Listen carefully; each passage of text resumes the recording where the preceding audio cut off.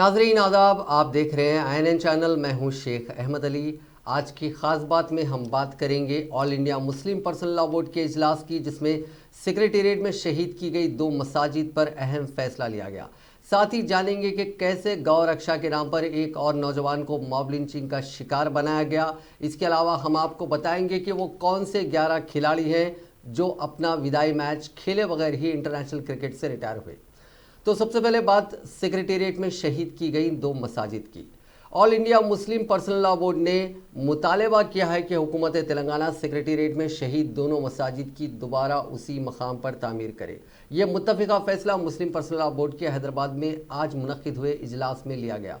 Board ने हुकूमत को इस बारे में मुस्बित फैसला लेने के लिए 2 हफ्ते का वक्त दिया है। इस इजलास की कार्रवाई से मीडिया को दूर रखा गया। ज़राए के मुताबिक एक सियासी जमात के सरबराह ने इस इजलास में शिरकत करने वाले सभी अराकीन को बाज़ाब्ता हिदायत दी थी कि वो मीडिया से इस मामले पर कोई बात ना करें। इजलास बहुत मुख्तसर था, लेकिन उसमें काफ़ी गर्मा गर्म मबाहिस हुए।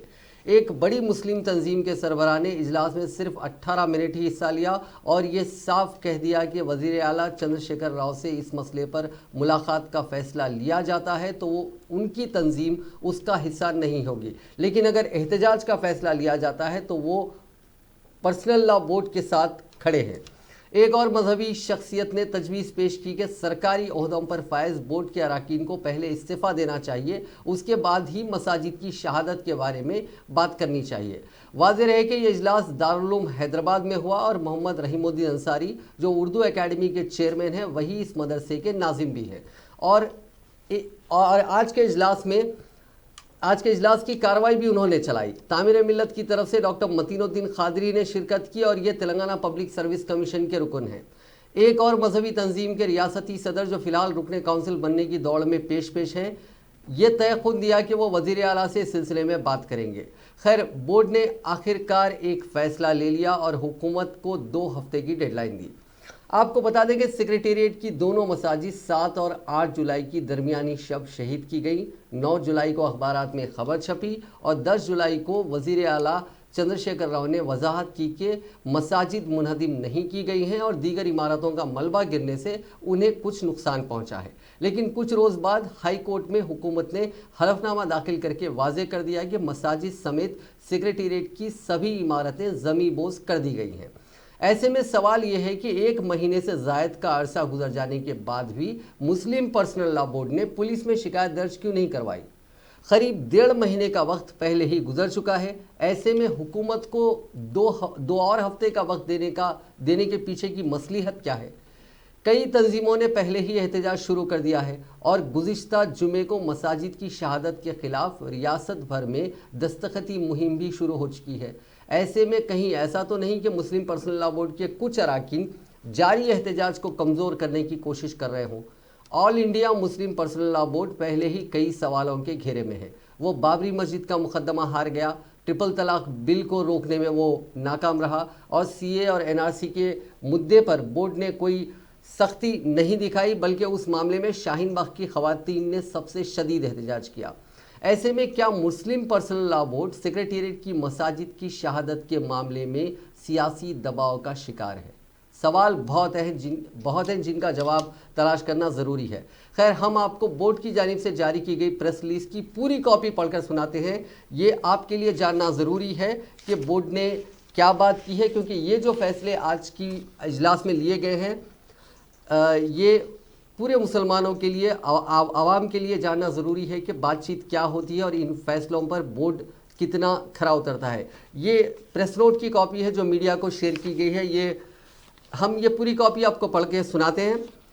मौलाना Khalid Saifullah Rahmani, secretary all India Muslim personal law board के प्रेस नोट के मुताबिक आज मुअर्रिखा 16 अगस्त बरोज़ इतवार को दारुल उलूम हैदराबाद में जस्टिस शाह मोहम्मद खादरी की ज़ेर सदारत शहर में मौजूद अरकान बोर्ड, मुमताज़ उलमा व मशाइख और मिली तंजीमों के ज़िम्मेदारों का खुसूसी इजलास मुनक़िद हुआ, जिसमें सेक्रेटेरिएट में शहीद की गई 2 मस्जिदों मस्जिद हाशमी और मस्जिद दफातिर मुतमदी के इन्हदाम के मसले पर तफसील से गुफ्तगू हुई। सबों ने बा-इत्तेफ़ाक़ राय मस्जिद के इन्हदाम पर और उसी मकाम पर दोबारा मस्जिद की तामीर के सिलसिले में हुकूमत की सर्द मोहरी पर सख्त नाराज़गी का इजहार किया और बा-इत्तेफ़ाक़ राय दर्ज झैल तजवीज़ें मंजूर की। रसूलुल्लाह सल्लल्लाहु अलैहि वसल्लम ने मस्जिदों को अल्लाह का घर करार दिया है। इसीलिए तमाम मुसलमानों का इस बात पर इत्तेफाक है कि ज़मीन का जो हिस्सा एक बार मस्जिद के लिए वक्फ कर दिया जाए और उस पर नमाज अदा कर ली जाए, वो हमेशा के लिए मस्जिद है। ना इस पर वक्फ करने वाले की मिल्कियत बाकी रहती है और ना वक्फ के मुंतजिम को इसकी हैसियत बदलने का इख्तियार है। फुक़हा ने सुराहत की है कि अगर मस्जिद में नमाज का सिलसिला मौकूफ़ हो गया हो और इर्द गिर्द आबादी ख़त्म हो गई हो, फ़िलहाल उस मस्जिद की ज़रूरत बाकी नहीं हो, तब भी वो मस्जिद बाकी रहती है और क़यामत तक इसकी यही हैसियत कायम रहेगी। इसलिए ना वक्फ करने वाले को मस्जिद की हैसियत बदलने का इख्तियार है, ना वक्फ बोर्ड को और ना हुकूमत को। लिहाजा तेलंगाना के नए सेक्रेटेरिएट की तामीर के दौरान 2 मस्जिदों की शहादत मुसलमानों के साथ खुला हुआ जुल्म, क़ानून और आइन की पामाली और जमहूरियत का क़त्ल है। इसके लिए यहाँ पे मुतालबात है। पहला, हुकूमत तेलंगाना से मुतालबा किया जाता है कि फ़ौरी तौर पर जिस जगह पहले मस्जिद थी उसी जगह दोबारा मस्जिद की तामीर के लिए हुक्म जारी करे और मुसलमानों को ज़मीन हवाले कर दे। इंशाअल्लाह मुसलमान ख़ुद वहाँ अपने अखराजात से मस्जिद तामीर कर लेंगे। दूसरा, ये बात मुसलमानों के लिए सख्त रंज व सदमे का बास है कि नए सेक्रेटेरिएट का जो नक्शा हुकूमत ने बनाया है, वहाँ साबिक़ा जगह के बजाय दूसरी जगह मस्जिद का प्लान बनाया गया। इससे हरगिज़ मुसलमानों के मुतालबे की तकमील नहीं होती है। इसीलिए ज़रूरी है कि साबिक़ा जगह पर ही दोबारा मस्जिद तामीर की जाए। किसी और जगह पर मुतबादिल मस्जिद तामीर करना काफ़ी नहीं है। ये इजलास वक्फ बोर्ड को भी मुतनब्बा करता है कि उसे मस्जिद की ज़मीन से दस्तबरदार होने या दूसरी जगह मुतबादिल मस्जिद कबूल करने का कोई हक़ नहीं है। इसका काम मस्जिद को बचाना और उसकी हिफाजत करना है, ना कि मस्जिद की शरई हैसियत को तब्दील करना। चुनाचे फ़ुक़हा इस्लाम ने लिखा है कि अगर अदालत भी ख़ास मस्जिद की ज़मीन बेचने की इजाज़त दे दे तो इस इजाज़त का एतबार नहीं, चाहे वो मस्जिद वीरान और गैर आबाद ही क्यों ना हो गई हो। चौथा, इजलास का एहसास है कि इन मस्जिदों के तहफ़्फ़ुज़ के सिलसिले में वक्फ बोर्ड ने भी अपनी ज़िम्मेदारी अदा नहीं की। इसको फ़ौरी तौर पर हुकूमत से नुमाइंदगी करके इसी जगह पर दोबारा मस्जिद तामीर करानी चाहिए। पाँचवां, अवाम में ये बात गश्त कर रही है कि वक्फ बोर्ड के एक रुकन ने हाई कोर्ट में मस्जिद की तामीर के सिलसिले में दरख्वास्त दायर की और जब सरकारी नुमाइंदे ने बयान दिया कि हुकूमत ने नक्शे में मस्जिद की गुंजाइश रखी है, तो उन्होंने अपनी दरख्वास्त वापस ले ली। गोया मस्जिद की असल जगह पर मस्जिद तामीर करने के बजाय मुतबादिल जगह पर मस्जिद की तामीर को उन्होंने कबूल कर लिया। उनका ये अमल शरअन गलत और नाकाबिल कबूल है। छठा, हुकूमत अगर इस सिलसिले में 2 हफ्ते के अंदर कोई काबिले इत्मीनान कदम नहीं उठाती है तो मुसलमान पूरी रियासत में क़ानून के दायरे में रहते हुए पुरअमन एहतजाज शुरू कर देंगे। सातवां, अवामी एहतजाज के अलावा क़ानूनी तौर पर हुकूमत के इस नामुनसिफाना इक़दाम को रोकने के लिए जो कोशिशें हो सकती हैं, रियासत के मुसलमानों की तमाम तंजीमें और अहम शख्सियतें मिलकर पूरी क़ुव्वत के साथ इसको अंजाम देंगी। आठवां, मौजूदा हालात में उम्मत के इत्तेहाद को बाकी रखना ज़रूरी है। इसलिए बरादरान इस्लाम से अपील की जाती है कि वह आपसी गलत फहमियों और बदगुमानियों से बचें, अपनी सफ़ों में इंतशार पैदा ना होने दें और अगर अवामी जद्दोजहद की ज़रूरत पेश आए तो कंधे से कंधा मिलाकर इसमें शरीक हों। इसके बाद इस इजलास की दीगर तफसीलात है जो लोगों ने शिरकत की। इसमें जनाब मोहम्मद रहीमुद्दीन अंसारी, नाजिम दारुल उलूम हैदराबाद ने कार्रवाई चलाई। वाज़ेह है कि ये उर्दू एकेडमी के चेयरमैन हैं, जबकि मौलाना सैयद अकबर निज़ामुद्दीन हुसैनी, अमीर जामे निज़ामिया जो दारुस्सलाम बैंक के चेयरमैन भी हैं, जनाब हामिद मोहम्मद ख़ान, अमीर जमात इस्लामी हैदराबाद, जनाब ज़ियाउद्दीन नैयर, नायब सदर कुल हिंद मजलिस तामीर मिल्लत, मुफ्ती ग़ियाज़ुद्दीन रहमानी जमियतुल उलमा, मौलाना सैयद मोहम्मद औलिया हुसैनी, हाफिज़ पीर शब्बीर अहमद जमियतुल उलमा तेलंगाना, रुकन असम्बली जनाब अहमद बलाला, मौलाना मोहम्मद जाफ़र पाशा अमीर मिल्लत इस्लामिया, मौलाना सैयद मसूद हुसैन मुज्तहिदी। इसके अलावा और नाम हैं। इन सभी लोगों ने इसमें शिरकत की थी। अब बोर्ड का फ़ैसला आ चुका है, यानी हुकूमत को 2 हफ्ते का और वक्त मिल गया है। अब देखना ये होगा कि इन 2 हफ्तों के अंदर रियासती हुकूमत, वज़ीर आला चंद्रशेखर राव वक्फ बोर्ड के मुतालबे को कबूल करते हैं, मुस्लिम पर्सनल लॉ बोर्ड के मुतालबे को कबूल करते हैं या फिर और कोई हमको नया ट्विस्ट देखने को मिलता है इसमें। नाजरीन, अब बात करते हैं कोरोना वायरस की। खौफनाक और जानलेवा आलमी वबा कोरोना वायरस की जद में आने से दुनिया भर में हलाक शुदगान की तादाद 7,70,000 से ज़्यादा हो गई, जबकि इस वबा से 2,13,00,000 से ज़्यादा अफराद मुतासिर हुए हैं। कोविड-19 से मुतासिर होने के मामले में अमेरिका अब भी दुनिया में पहले, ब्राज़ील दूसरे और हिंदुस्तान तीसरे मकाम पर है। इस आलमी जानलेवा वबा से अमवात के मामले में भी अमेरिका पहले, ब्राज़ील दूसरे और मेक्सिको तीसरे नंबर पर है। हिंदुस्तान हलाक शुदगान की तादाद के लिहाज से चौथे नंबर पर है। जॉन हॉपकिंस यूनिवर्सिटी के साइंस और इंजीनियरिंग मरकज़ की जानिब से जारी ताज़ा तरीन आदाद-ओ-शुमार के मुताबिक कोरोना वायरस से यानी कोविड-19 से दुनिया भर में 2,13,80,892 अफराद मुतासिर हुए हैं और 7,70,112 अफराद हलाक हुए हैं, जबकि वर्ल्ड इन्फोमीटर्स के जो आंकड़े हैं वो इससे ज़्यादा हैं। अमेरिका में कोरोना वायरस से 1,69,467 अफराद लुक़्मे अजल बन चुके हैं। ब्राज़ील में अब तक 33,17,000 अफराद कोरोना वायरस की जद में आ चुके हैं, जबकि 1,07,232 अफराद हलाक हो चुके हैं। हिंदुस्तान में कोरोना मरीजों का आंकड़ा इतवार के रोज़ 26 लाख के पार हो गया। अब तक 26,18,877 अफराद इससे मुतासिर हो चुके हैं। राहत की बात यह है कि इनमें से 18,91,084 लोग ठीक हो चुके हैं। 50,126 मरीजों की मौत हो चुकी है। 6,80,794 लोगों का अभी भी इलाज चल रहा है। मुल्क में सबसे ज़्यादा एक्टिव केसेस पुणे शहर में हैं। यहाँ अब तक 1,27,518 लोगों की रिपोर्ट पॉजिटिव आ चुकी है। इनमें 41,080 लोगों का अभी इलाज चल रहा है।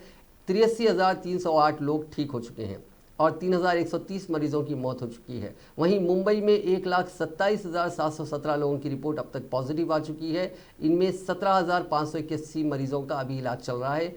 1,02,749 लोग ठीक हो चुके हैं। अब तक 7,086 मरीजों की मौत हो चुकी है। इसी बीच मरकज़ी हुकूमत ने इतवार को बताया कि मुल्क में मुतासिरों के ठीक होने की रफ्तार 72% के करीब पहुँच गई है। मतलब हर 100 मरीजों में से 72 लोग अब ठीक हो रहे हैं। एक हफ्ता पहले ये रेट 68% थी। वहीं मोर्टेलिटी रेट यानी डेथ रेट जो है उसमें भी लगातार गिरावट हो रही है। 14 अगस्त को मोर्टेलिटी फैटेलिटी रेट 1.99% थी, जो 0.7% घटकर 1.93% हो गई है। तेलंगाना में हफ्ते के रोज़ कोरोना वायरस के 1102 मुस्बित केसेस दर्ज हुए और 9 अफराद की मौत हो गई। इससे रियासत में कोरोना केसेस की कुल तादाद 91,361 हो गई है। इसी तरह हलाकतों की तादाद 693 हो गई है। जीएचएमसी के हदूद में 234 केसेस दर्ज हुए हैं। इसके अलावा रियासत के लगभग सभी अजला से कोरोना के नए मामला दर्ज हुए हैं। उत्तर प्रदेश के काबीनी वजीर और हिंदुस्तानी क्रिकेट टीम के साबिक ओपनर चेतन चौहान का इतवार को गुरुग्राम के एक हॉस्पिटल में इंतकाल हो गया। उनकी उम्र 73 साल की थी। कोरोना इन्फेक्शन का निशाना बनने के बाद चौहान को 11 जुलाई को Sanjay Gandhi post graduate institute of sciences के कोविड हॉस्पिटल में दाखिल करवाया गया था, जहां वो गुर्दे के इन्फेक्शन की वजह से हालत ख़राब होने पर मुनासिब इलाज के लिए हरियाणा के गुरुग्राम के मेदांता हॉस्पिटल में दाखिल कराया गया था। उन्होंने आज शाम 5 बजे के करीब आखिरी सांस ली। चौहान उत्तर प्रदेश के दूसरे वजीर हैं जिनकी कोरोना के सबब मौत हुई है। ताहम उनकी मौत की वजह गुर्दे की नाकामी बताई जाती है। इससे कबल रियासत की वजीर बराए तकनीकी तालीम कमल रानी वरुण 2 अगस्त को SGPGI में कोरोना इन्फेक्शन के बाद फौत हो गई थी। टेस्ट मैचों में हिंदुस्तान की 40 टेस्ट मैचों में इन्होंने हिंदुस्तान की नुमाइंदगी की थी।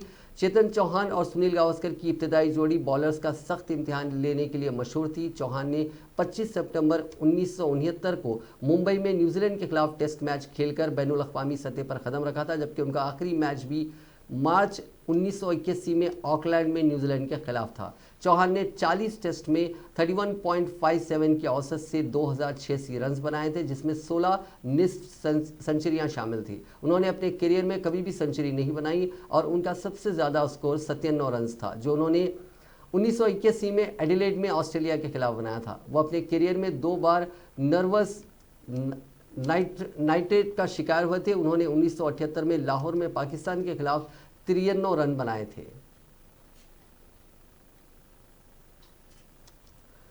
कोरोना बुहरान की वजह से हिंदुस्तानी इस वक्त बच्चे पैदा करने से गुरेज़ा हैं। दरअसल एक तो कोरोना की मार और डगमगाती मईशत लोगों के लिए बात से तशवीश है।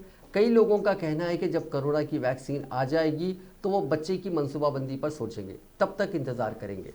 वहीं जिन लोगों का पहल बच्चा है वो किसी किस्म का ख़तरा मोल लेना नहीं चाहते हैं। हालिया तहकीक से ये भी पता चलता है कि सेहत और माशी अदम इस्तेहकाम का तसव्वुर जैसे फ़ैसलों पर बड़ा असर पड़ता है।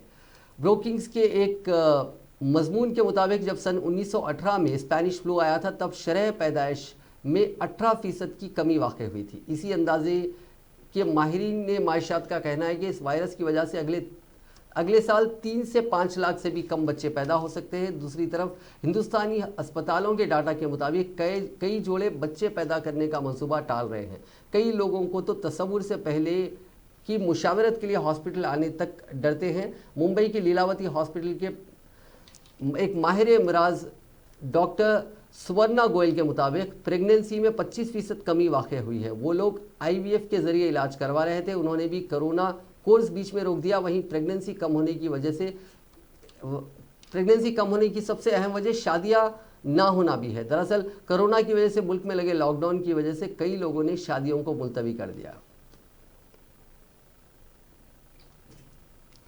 साबिक सदर जमहूरिया प्रणब मुखर्जी की सेहत में इतवार को भी कोई तब्दीली नज़र नहीं आई। प्रणब मुखर्जी कोरोना से मुतासिर हैं और उनके दिमाग में जमा खून को हटाने के लिए ऑपरेशन भी किया गया है। वो 10 अगस्त को हॉस्पिटल में दाखिल हुए थे। फौज के हॉस्पिटल की तरफ से आज बताया गया कि साबिक सदर की हालत पहले जैसी ही है। उनके जिस्म के अहम आज़ा ठीक तरह से काम कर रहे हैं और वो मुसलसिल वेंटिलेटर पर हैं। उन्हें कई पुरानी बीमारियां भी हैं। साबिक सदर की सेहत पर माहिरीन बराबर निगरानी रखे हुए हैं। साबिक सदर के बेटे अभिजीत मुखर्जी ने ट्वीट करके कहा कि उनकी सेहत पिछले दिनों के मुकाबले काफ़ी बेहतर और मुस्तहकम है। सभी अहम आज़ा ठीक तरह से काम कर रहे हैं और इलाज का असर नज़र आ रहा है। हमें पूरा यकीन है कि वो जल्द फिर हमारे बीच होंगे।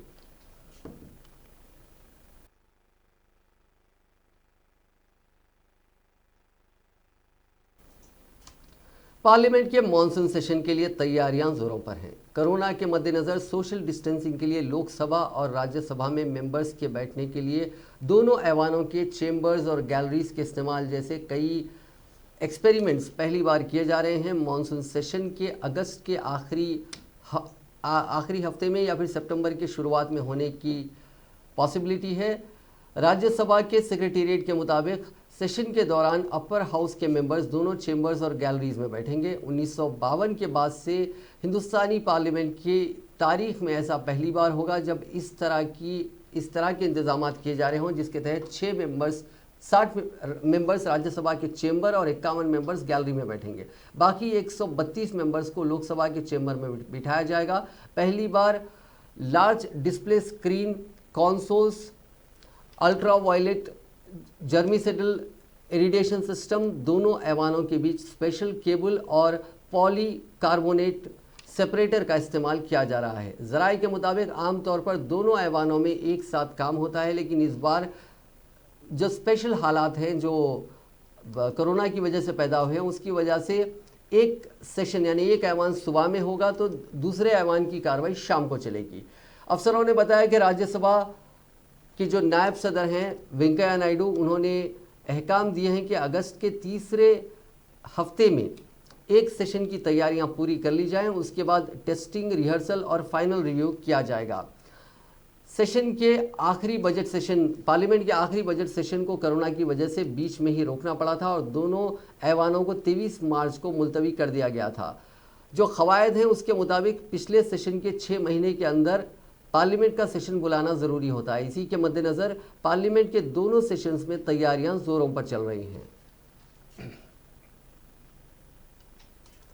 इतवार के रोज़ पुलिस ने कहा है कि उत्तर प्रदेश के लक्ष्मीपुर खेरी ज़िले में एक 13 साला लड़की की मुबैना असमत रेजी और गला घोंटकर कत्ल करने की वारदात पेश आई है, जिसकी वजह से 2 लोगों को गिरफ्तार भी कर लिया गया है।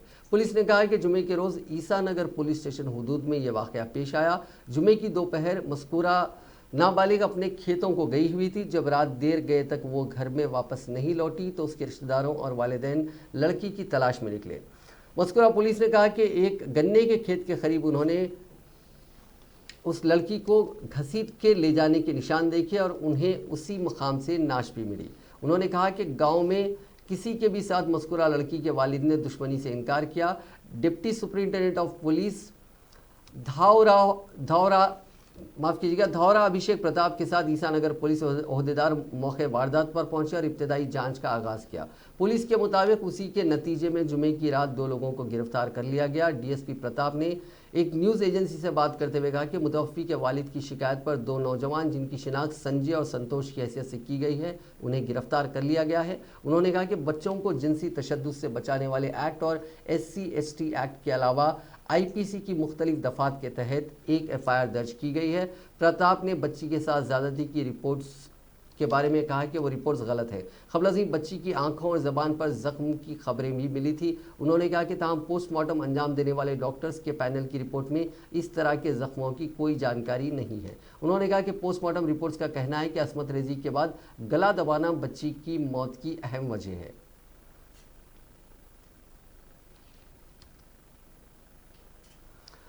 जम्मू कश्मीर के ज़िले रियासी के अरनास में मुबैना गौ रक्षकों के एक हुजूम ने बाप और बेटे को लाठियों, लातों और घूंसों से पीट कर ज़ख्मी कर दिया। हफ्ते को पेश आने वाले इस वाक़े के कई वीडियो सोशल मीडिया पर गर्दिश कर रहे हैं, जो इन मुबैना गौ रक्षकों ने खुद बनवा कर वायरल कर दी हैं। पुलिस की एक पार्टी ने जहां मौके पर पहुंचकर मोहम्मद असगर को हुजूम के पंजों से छुड़ाया, वहीं असगर का बेटा जावेद अहमद किसी तरह वहां से भाग निकलने में कामयाब हो गया था। Senior superintendent of police Reasi रेशमी वजीर ने बताया कि पुलिस ने अरनास में पेश आने वाले वाक़े के सिलसिले में ताज़ीरात हिंद की मुख्तलिफ दफ़ात के तहत 3 मुकदमे दर्ज करके तहकीकात शुरू कर दी हैं। उन्होंने लोगों से अमन और फ़िरक़ावाराना हम आहंगी को बनाए रखने की अपील करते हुए कहा कि जो इस कार्रवाई में मुलविस है उनके खिलाफ सख्त कार्रवाई की जाएगी। उनका मजीद कहना था कि समाज और मुल्क दुश्मन अनासिर को सूरत हाल का गलत फ़ायदा उठाने का हरगिज़ मौका ना दें। ज़िला पुलिस और सिविल इंतज़ामिया के साथ ताउन करें और सोशल मीडिया पर किसी भी तरह की अफवाहों को फैलाने से गुरेज करें। सरकारी ज़राए ने बताया कि ज़िले रियासी के दूर दराज गाँव गारी गोबर में हफ्ते के रोज़ अक़लियती तबके से वाबस्ता बाप और बेटे की हुजूम के हाथों मारपीट का मामला सामने आया। उन्होंने कहा कि जिनकी पिटाई हुई है उन पर इल्ज़ाम है कि उन्होंने एक गाय को ज़ख्मी किया था, जबकि जिस अक्सरियती तबके की वो गाय थी उससे वाबस्ता एक हुजूम ने कानून को अपने हाथों में ले लिया। वाक़े के वायरल वीडियोज़ में देखा जा सकता है कि लोगों का एक बड़ा हुजूम एक शख्स को लाठियों, लातों और घूंसों से मार रहा है। वो मारने का सिलसिला पुलिस एहलकारों की मौजूदगी में भी जारी रखते हैं। वीडियोज़ में हुजूम को देश के गद्दारों को गोली मारो ऐसे और भारत माता की जय जैसे नारे लगाते हुए सुना जा सकता है। वाक़े में ज़ख्मी होने वाले असगर, जो मुबैना तौर पर इस वक्त ज़िले अस्पताल रियासी में ज़ेर इलाज हैं, उनके पड़ोसी मोहम्मद अब्बास मलिक ने एक न्यूज़ एजेंसी से बात करते हुए कहा कि चंद रोज़ कबल अक्सरियती तबके से ताल्लुक़ रखने वाले एक शख्स की गाय उनके खेत में दाखिल हो गई थी और फसल को नुकसान पहुंचाया था। असगर के बेटे जावेद अहमद ने इस गाय को अपने खेत से बाहर निकालने के लिए बज़ाहिर इस पर पत्थर मारा, जिसकी वजह से वो मामूली ज़ख्मी हो गई थी।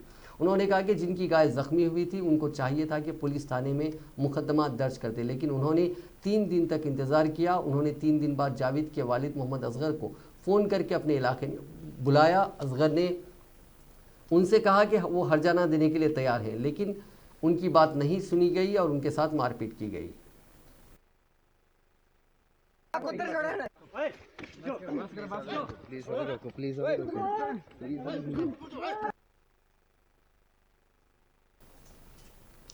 हिंदुस्तान में फेसबुक के एक आला ओहदेदार की जानिब से बीजेपी लीडरान के मुस्लिम मुखालिफ नफरत आमेज पैगामात को हटाने से इनकार कर देने का इंकशाफ हुआ। अमरीकी अखबार द वॉल स्ट्रीट जर्नल की एक रिपोर्ट के मुताबिक माशी खसारे के खौफ से फेसबुक हुक्काम ने बीजेपी लीडरान और इंतहा पसंद हिंदुओं के पैगामात सोशल मीडिया वेबसाइट से हटाने से इनकार कर दिया। इन लोगों और ग्रुपों की जानिब से फेसबुक पर पोस्ट किए गए मवाद को अंदरूनी तौर पर पूरी तरह तशद्दुद को फ़रोग़ देने वाला माना गया। इसके बावजूद उनका दिफा किया जाता रहा है। अमरीकी अखबार का फेसबुक मुलाजिमीन के हवाले से कहना है कि हिंदुस्तान में फेसबुक की पब्लिक पॉलिसी की आला ओहदेदार अनदेखी कर रहे हैं। हुक्मरान जमात बीजेपी के सियासतदान राजा सिंह और दीगर हिंदू रहनुमाओं के मुस्लिम मुखालिफ इश्तियाल अंगेज़ पैगामात के खिलाफ कोई कार्रवाई करने से इनकार कर दिया था। अनकी दास का ख्याल था कि बीजेपी सियासतदानों के खिलाफ कार्रवाई से हुक्मरान जमात से ताल्लुकात ख़राब हो सकते हैं और वह हिंदुस्तान में कंपनी का कारोबार मुतासिर होगा।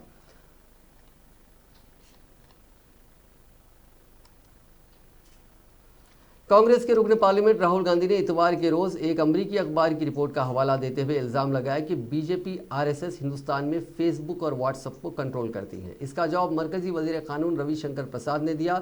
रविशंकर प्रसाद ने ट्वीट किया कि अपनी खुद की ही पार्टी को मुतासिर नहीं कर सकने वाले लोग इस बात का हवाला देते रहते हैं कि पूरी दुनिया बीजेपी और आरएसएस के जेर कंट्रोल है।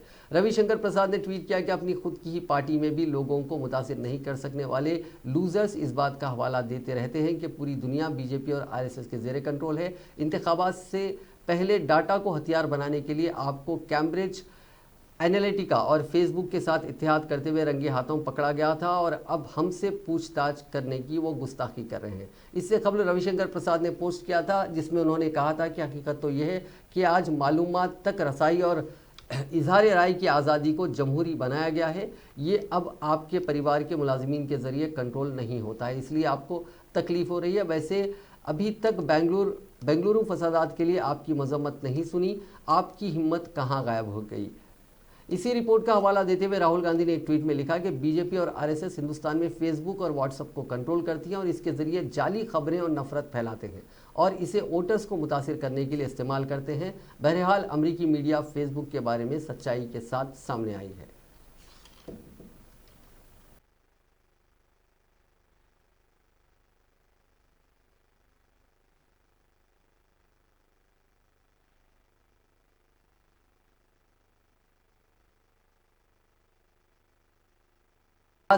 रूल्स तो बने नहीं हैं, लेकिन एक बात साफ तौर पर कही जा सकती है कि जब भी किसी क्रिकेटर की विदाई हो तो तालियों की गड़गड़ाहट के साथ होनी चाहिए। खासकर उन खिलाड़ियों की विदाई यादगार होनी चाहिए जिन्होंने मुल्क के लिए अपना अहम किरदार निभाया है। हालांकि किसी को विदाई मैच नसीब होता है तो किसी को नहीं। ऐसा ही हिंदुस्तानी टीम के सबसे कामयाब कैप्टन महेंद्र सिंह धोनी के साथ हुआ, जो बिना विदाई मैच खेले इंटरनेशनल क्रिकेट से दूर हो गए। हालांकि महेंद्र सिंह धोनी ही नहीं बल्कि हिंदुस्तानी टीम के 10 और भी ऐसे मेहमान खिलाड़ी हैं जो बिना विदाई मैच खेले इंटरनेशनल क्रिकेट से दूर हो गए।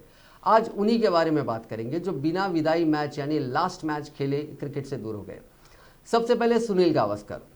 हिंदुस्तानी टीम के साबिक कैप्टन और दिग्गज बल्लेबाज सुनील गावस्कर को लेकर किसी ने नहीं सोचा था कि वर्ल्ड कप 1987 का सेमीफाइनल मैच उनका आखिरी मैच होगा। वर्ल्ड कप 1987 के सेमीफाइनल में हिंदुस्तान को इंग्लैंड के हाथों हार मिली थी और इसके बाद गावस्कर कभी इंटरनेशनल क्रिकेट में नजर नहीं आए। इनके बाद आते हैं मोहम्मद अजहरुद्दीन। लंबे वक्त तक हिंदुस्तानी टीम की कप्तानी करने वाले मोहम्मद अजहरुद्दीन के साथ भी ऐसा ही हुआ। एक वक्त पर हिंदुस्तान के लिए ही नहीं बल्कि दुनिया में सबसे ज़्यादा मैचेस, सबसे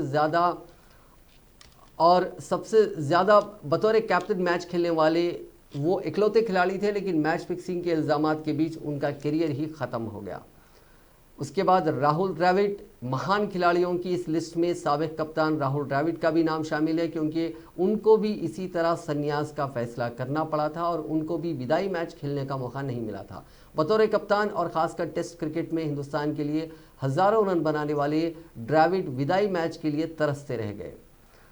फिर आए वीरेंद्र सहवाग। हिंदुस्तानी टीम के लिए पहली बार किसी खिलाड़ी ने टेस्ट क्रिकेट में 13 शतक जड़ा था तो वो वीरेंद्र सहवाग थे। बाद में एक और 13 शतक उन्होंने जड़ा था, जबकि तीसरे 13 शतक से वो चूक गए थे। वहीं वनडे क्रिकेट में सचिन के बाद उन्होंने ही दोहरा शतक, डबल सेंचुरी लगाई थी, लेकिन वीरू को भी विदाई मैच नसीब नहीं हुआ था। उसके बाद हैदराबाद के वीवीएस लक्ष्मण को वेरी स्पेशल कहा जाता है, क्योंकि वो टेस्ट क्रिकेट में मजबूती के साथ मैदान पर खड़े रहते थे और मुल्क को तमाम मैचों में भी जीत दिला चुके थे। हालांकि वीवीएस को भी विदाई मैच खेलने को नहीं मिला था। उन्होंने एक प्रेस कॉन्फ्रेंस में अपने संन्यास का ऐलान किया था और कहा कि वो कभी क्रिकेट खेलने नहीं उतरे। उसके बाद आते हैं ज़हीर खान। साल 2003 के वर्ल्ड कप के फाइनल तक हिंदुस्तानी टीम के सफ़र में और फिर साल 2011 के वर्ल्ड कप की जो विनिंग टीम थी उसके तेज़ गेंदबाज ज़हीर खान का उस टीम में काफ़ी रोल रहा। कई खिलाड़ी ज़हीर को हिंदुस्तानी बॉलिंग यूनिट का सचिन तेंदुलकर कहते थे, लेकिन ज़हीर को भी विदाई मैच हिंदुस्तानी टीम के लिए खेलने का मौका नहीं मिला।